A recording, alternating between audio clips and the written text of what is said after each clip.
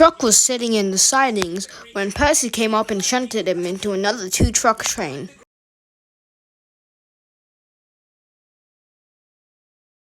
Then Thomas ran off, and Truck saw his chance.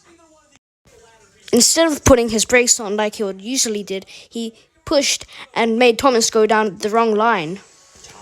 Thomas went down the old line and it continued to go. Up ahead, there was a steep hill and Thomas was about to fall down it.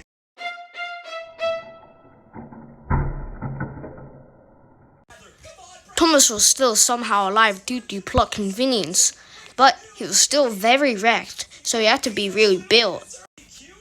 Truck's friend, Big Crunk, soon came to the accident scene to help Thomas.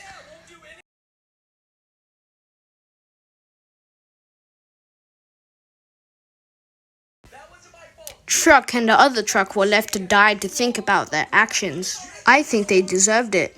Do you?